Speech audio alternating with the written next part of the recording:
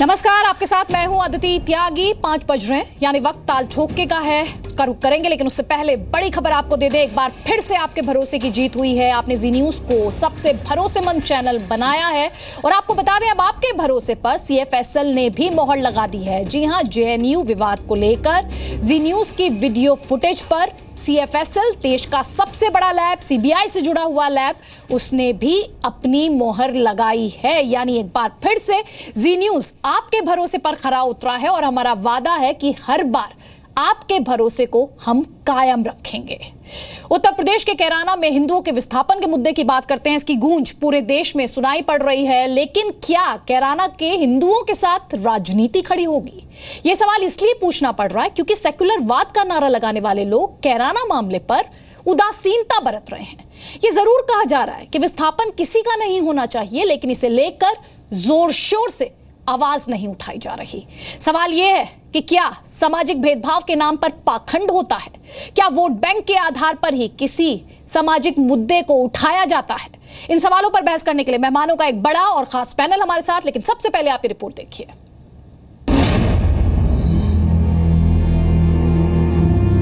बहुत डर सर, बहुत ज्यादा डर। आज दिल धड़कता है यहाँ पर रहने से मेरा।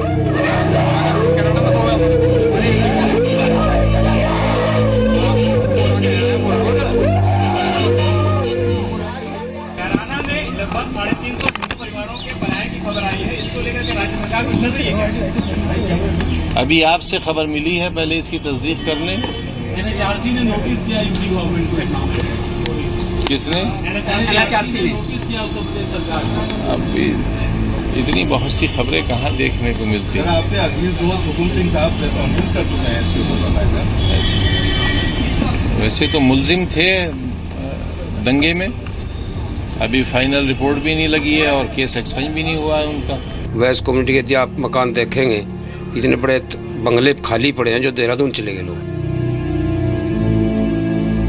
क्यों जाने? यहाँ माहौल अच्छा नहीं है जी।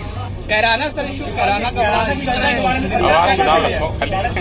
चलिए आज रिजल्ट देखिए। अब रिजल्ट देखिए, रिजल्ट बढ़िया आएगा। समाजवादी पार्टी पहले ही रात में जीतेगी। 2-3 मर्डर हुए यहाँ व्यापारियों के, जब से ज़्यादा भय हो रहा है। वो काफ़ी लोग यहाँ से बिजनेस वाले चले गए, जो गाँव में से यहाँ रहने के लिए, जो भी गाँव की तरफ चले गए। अपनी दबंगाई, हमें ये करो वो करो, ऐसे हुक्म से चलाते थे। एक तरह भारतीय जनता पार्टी के पुरोधा कश्मीरी पंडितों के पलायन के बारे में कुछ सोचो और बोले। पलायन का जो मूल प्रश्न है वो कश्मीर का ज्यादा गंभीर है बजाय कैराना की। जी न्यूज की खबर से उत्तर प्रदेश के कैराना के हिंदुओं की तकलीफ को अब देश जान चुका है। लेकिन उत्तर प्रदेश में सत्ता की नुमाइंदगी करने वाले समाजवादी कैराना से हिंदुओं के विस्थापन के मुद्दे पर कितने गंभीर हैं, ये आपने देख लिया। सवाल है कि क्या ये कैराना के हिंदुओं से बेरुखी है, मुद्दे से पीछा छुड़ाना है, और अगर ऐसा है तो क्यों? किसी एक पार्टी या सरकार की बात नहीं, कैराना के हिंदुओं के विस्थापन के मुद्दे पर आखिर खुद को सेक्युलर कहने वाली राजनीति में हंगामा क्यों नहीं? क्या मुस्लिम तुष्टीकरण की राजनीति आड़े नहीं आ रही है? इस मुद्दे पर सिर्फ बीजेपी आक्रामक है। बीजेपी एक टीम भी कैराना भेजने वाली है। स्थानीय सांसद हुकुम सिंह के मुताबिक केंद्रीय गृह मंत्री राजनाथ सिंह भी जून के आखिर में कैराना जाएंगे। लेकिन सवाल है कि क्या कैराना के हिंदुओं के दर्द पर बीजेपी भी गंभीर है? क्या सिर्फ आरोप प्रत्यारोप की राजनीति कर कैराना के हिंदुओं को भुला तो नहीं दिया जाएगा? प्रशासन सत्ता के दबाव में काम करता है उत्तर प्रदेश में। वहाँ सत्ताधारी पार्टी के विधायक हैं जो संरक्षण, सत्ताधारी पार्टी के नेता लगातार वहाँ संरक्षण देते हैं अपराधियों को। पहले भी बहुत से ऐसे मामले हुए कि समाजवादी पार्टी के पदाधिकारियों द्वारा थाने से वहाँ मुलजिम छुड़ाए गए हैं। अभी ज्यादा वक्त नहीं बीता जब इस देश ने उत्तर प्रदेश के दादरी में हुई वारदात पर असहिष्णुता का धब्बा झेला था। आखिर क्यों दादरी में अखलाक की हत्या को देश के सेक्युलर ताने बाने पर हमला मानने वाली बिरादरी कैराना के हिंदुओं की त्रासदी पर मौन है? हैदराबाद सेंट्रल यूनिवर्सिटी के छात्र रोहित वेमुला की खुदकुशी पर पूरे देश में जहरीला माहौल बनाने वाले लोग क्यों कैराना के हिंदुओं के विस्थापन पर धरने के लिए नहीं उतरे? पिछले साल मुंबई में मिसबाह कादरी नाम की महिला ने जब ये कहा कि उसे मुस्लिम होने के नाते फ्लैट नहीं मिला, तब ये बिना परखे कि ये दावा झूठा है, सेकुलरवाद के पुरोधाओं ने सर पर आसमान उठा लिया। लेकिन कैराना के हिंदुओं को लेकर क्यों उदासीनता बरती जा रही है? क्या ऐसा इसलिए क्योंकि देश में सुविधा का समाजवाद चलता है? सवाल है कि कैराना के हिंदुओं से असहिष्णुता क्यों हो रही है? ताल ठोक के आज इसी मुद्दे पर बहस है। कई खास मेहमान हमारे साथ हैं। प्रेम शुक्ला साहब प्रवक्ता हैं बीजेपी के, राजनीति में आने से पहले वरिष्ठ पत्रकार रहे हैं, एग्जीक्यूटिव एडिटर रह चुके हैं दोपहर का सामना के। राजीव त्यागी कांग्रेस के राष्ट्रीय प्रवक्ता हैं, उत्तर प्रदेश कांग्रेस कमेटी के महासचिव वो रह चुके हैं। विनोद बंसल साहब इस स्टूडियो में विश्व हिंदू परिषद के प्रवक्ता हैं वो। जूही सिंह हमारे साथ हैं, नेता हैं, समाजवादी पार्टी के प्रवक्ता हैं, उत्तर प्रदेश बाल संरक्षण आयोग के अध्यक्ष हैं, लंदन यूनिवर्सिटी से पब्लिक पॉलिसी एंड मैनेजमेंट में पोस्ट ग्रेजुएट है। और मेरा पहला सवाल जूही सिंह आप ही से, मैम, आपको कब पता चला, क्योंकि आपके नेताओं के रिएक्शंस तो हम अपने दर्शकों को दिखा रहे थे, आपकी सरकार में मंत्री आजम खान, आपके सरकार में मंत्री शिवपाल यादव, सबका रिएक्शन हम लगातार दिखा रहे हैं, उनको तो नहीं पता है। मैम आपको पता है जूही जी क्या कुछ हो रहा है कैराना में? कैसे 346 परिवार मजबूर हुए हैं अपना घर बार छोड़ने के लिए? मैं बता रही हूँ, एक रिपोर्ट माननीय हुकुम सिंह ने, जिन्हें 2014 में ये भी कहा था कि मुजफ्फरनगर दंगे से जो लोग विस्थापित हैं और रह रहे हैं, आसपास जो फैसिलिटीज़ प्रोवाइड करी हैं वो लोग वोट न करें, उन्होंने एक रिपोर्ट तैयार की जिस रिपोर्ट में ये कहा गया कि हिंदू जो है वहाँ से विस्थापित हो रहे हैं, घर छोड़कर जा रहे हैं, और साथ में बहुत सारे आंकड़े भी दिखाए गए। ये रिपोर्ट उन्होंने माननीय गृह मंत्री को दी। जो लोग वहाँ से जा रहे हैं, कुछ लोग बगल के डिस्ट्रिक्ट शामली में भी गए हैं।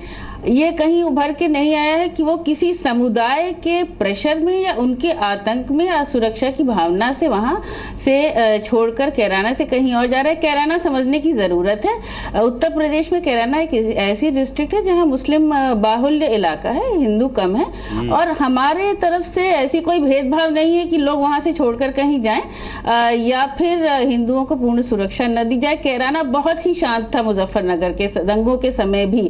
तो एक साजिश है कि कैराना से आप ये बात शुरू करें, कहीं और ले जाएं।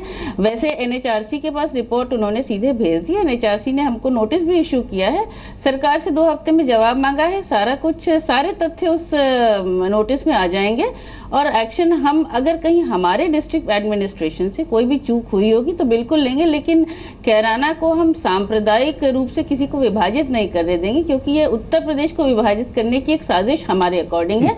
और हम बहुसंख्यक समाज, अल्पसंख्यक समाज दोनों के साथ खड़े हैं। समाजवादी पार्टी तो कम से कम बिल्कुल भी किसी तुष्टीकरण या जी जूही जी, बंसल साहब प्लीज। जी आदित्य। जूही जी, मैं आपसे ये जानना चाह रही हूँ, मैम आपको कोई अधिकारी गया क्या? जी न्यूज पे खबर दिखाए जाने के बाद आपका कोई अधिकारी गया वहाँ पे जायजा लेने के लिए? आपने जो आपको जो इसमें, मैम प्लीज मेरा सवाल सुन लीजिए, प्लीज मैम प्लीज मेरा सवाल सुन लीजिए प्लीज। हाँ जी बताएं। आपने इसमें कहा ये साजिश है, आप इसमें अपनी तमाम तरीके की दलीलें रख रही हैं। मैम मैं यहाँ पर ये समझने की कोशिश कर रही हूँ, और हमारे दर्शक भी जाहिर तौर पर चाहेंगे कि जो बातें आप कह रही हैं कि आपका कोई अधिकारी गया था वहां पर, उसने किसी से पूछताछ की है, ये ग्राउंड रियलिटी पर बेस्ड है? अदिति जी वहां से आईजी का बयान आ चुका है। अदिति जी वो तो वहाँ आईजी का बयान आ चुका है, डीआईजी का बयान आ चुका है, स्थानीय प्रशासन का बयान आ चुका है, अधिकारी वहाँ मौजूद हैं कैराना में, उसमें किसी को जाने की आवश्यकता नहीं है। हम कैराना का माहौल नहीं बदलने देंगे। ये मैं जाने की आवश्यकता है मैम, किसी को डिस्टर्ब नहीं करने देंगे, ये मेरा आश्वासन है। मैम आप प्लीज अपनी मशीनरी पर मत जाइए, क्योंकि जी न्यूज वहाँ पर गया था। मैम हम वहाँ पर एक न्यूज चैनल है, हम वहाँ पर गए, हमारे यहाँ से अदिति जी बिल्कुल जाएं। आप सुनिए प्लीज, आप बात तो सुनिए, मैं आपको जवाब देने में बहुत अच्छा हुआ। सवाल में प्लीज मुझे इंटरप्ट मत कीजिए। जी आप प्लीज मेरे सवाल में इंटरप्ट मत कीजिए। और मैं बिल्कुल आप अपनी मशीनरी का एग्जाम्पल दे रही थी, मैं आपको उन लोगों के बारे में बताती हूँ। उन लोगों ने हमें फोन किया है जिन्होंने जी न्यूज पर ये रिपोर्ट देखी, और ये लोग वो लोग हैं जिन्होंने पलायन किया है। ये लोग देहरादून में बसे हैं जाकर, ये लोग लखनऊ में जाकर बसे हैं, और इन लोगों का कहना है, इन लोगों को पीड़ा है, इन लोगों को दर्द है। मेरे शब्दों पर गौर फरमाइएगा मैडम, इन लोगों को तकलीफ है। ये अपनी करोड़ों की संपत्ति को छोड़कर मैं हजारों रुपए की नौकरी करने के लिए मजबूर है, और आप कह रही हैं इच्छा से चले गए लोग हैं ये। नहीं मैंने ये कहा कि आपने एक इसको मुद्दा बनाने की, आपने नहीं किसी ने भी बनाने की कोशिश की हो क्या? उन लोगों ने, मैम ये मुद्दा है, अगर 346 परिवार मजबूर हो जाएंगे पलायन के लिए तो मैम ये मुद्दा है। ये आपके लिए मुद्दा नहीं होगा क्योंकि शायद सवाल हिंदू परिवारों का है मैम, प्लीज आपके लिए शायद ये मुद्दा नहीं होगा क्योंकि सवाल हिंदू परिवारों का है, लेकिन किसी भी रिस्पॉन्सिबल चैनल के लिए ये मुद्दा होना चाहिए, किसी भी सिटीजन के लिए मैम ये मुद्दा होना चाहिए। कैराना छोड़कर नहीं गया, आप आधिकारिक रूप से ये कह सकती हैं, आप आधिकारिक रूप से कह सकती हैं कि कोई भी मुसलमान परिवार वहां से छोड़कर नहीं गया। मैडम मुसलमान परिवारों की बात नहीं कर रही हूँ, 346 हिंदू परिवारों की बात कर रही हूँ यहाँ पर, जो मजबूर हुए, जो विवश हुए, जो मजबूरी के चलते सामाजिक असुरक्षिता।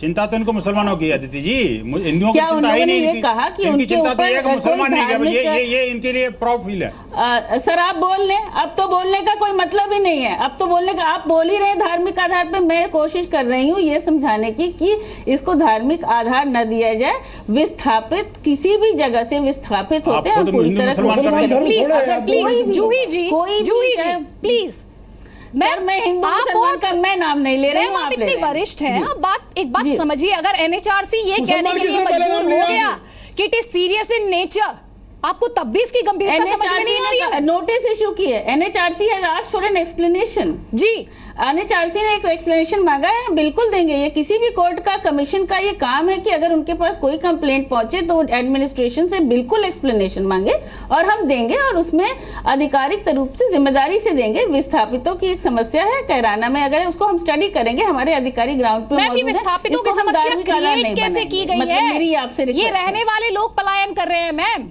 आप इस मामले की गंभीरता को समझिए।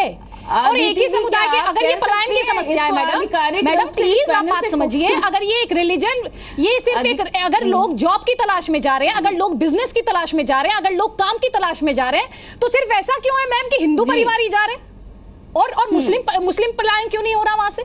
क्या आप आधिकारिक रूप से कह सकती हैं कि कोई मुसलमान परिवार वहां से नहीं गया है? क्या मैडम हमारी टीम वहां पर गई है, 346 हिंदू परिवारों ने विवशता के चलते, मजबूरी के चलते उन्हें विवश किया गया वहां से जाने के लिए। आप इशू से मुंह नहीं मोड़ सकती हैं, आपकी आंख बंद करने से मैम सच्चाई नहीं बदल जाएगी। मैं बिल्कुल नहीं मोड़ रही हूँ, मैं तो इसको बिल्कुल आपके सामने सामना कर रही हूँ। मैं कह रही हूँ क्या वही 346 परिवार कैराना से विस्थापित हुए हैं, क्या और कोई परिवार किसी भी रिलीजन का, मैं इसको धार्मिक नाम भी नहीं दूंगी, बाकी लोग दे लें, वो उनकी। जूही जी मैम जी बताएं। नहीं, मैं सबकी बात करूंगी, मैं केवल 346 की बात नहीं कर सकती ना सर, हमारी सरकार 2011 में बंसल जी बस एक आंकड़ा मैम, 2011 में 30% हिंदू हुआ करता था, 8% बचा है। आपको सोचने की जरूरत है बंसल साहब, क्या हो रहा है? देखिए मैं वही मैं कह रहा हूं, देखिए इसका कारण यह है कि मुसलमानों ने उनको बाध्य किया वहां से जाने के लिए। 2014 में इसका कारण यह है कि हुकुम सिंह इस तरह का बयान देते हैं। बयान को छोड़िए, मैं आपको फैक्ट रख रहा हूं, देखिए अदिति जी, राजेश्वर राव उत्तर प्रदेश के गवर्नर रहे, वो आईबी के चीफ रहे पहले, और उन्होंने एक रिपोर्ट सबमिट की थी, आज नहीं आज से कम से कम 10-15 साल पहले, और उसमें कहा था कि पश्चिमी उत्तर प्रदेश एक ऐसा स्थान बनता जा रहा है जो मिनी पाकिस्तान का रूप लेगा। ये उन्होंने गृह मंत्रालय को रिपोर्ट सौंपी थी, और वही स्थिति अब वो परिणाम अब सामने आ रहे हैं। आप देखिए मुजफ्फरनगर हो, शामली हो, या ये बाकी क्षेत्र हो, ये कैराना में था, मुजफ्फरनगर में आप अब इसको दादरी ले जाएंगे? नहीं मैं नहीं ले जा रहा, मैं कैराना ही आ रहा हूँ, मैं कैराना की आ रहा हूँ बहन जी। आप सुनिए जूही जी, मुझे बड़ी चिंता हो रही है इस बात की कि आप राज्य के एक जिम्मेदार पद पर होते हुए भी आपको मुसलमानों की चिंता है, लेकिन 340 हिंदू परिवारों की बात आदित्य जी बार बार कह रही है, उसके बारे में आपने एक शब्द भी नहीं कहा, ना आपने कोई अफसोस व्यक्त किया, न कहा कि हम जांच कराएंगे, न ये कहा कि हाँ ऐसा है नहीं है। आपने सुना नहीं सर, मैंने कहा हमें सबकी चिंता है। नहीं सबकी चिंता तो 340 की चिंता क्यों नहीं है? मुझे बताइए 30% से 8% कैसे हो गए? आप उसको मिनी पाकिस्तान क्यों बना रहे हैं? हमें पूरे कैराना की चिंता है। नहीं पूरे कैराना की चिंता है तो भैया अभी तक मुझे आखिरकार हिंदुओं का उत्पीड़न पूरे पश्चिमी उत्तर प्रदेश में अपने चरम पर है,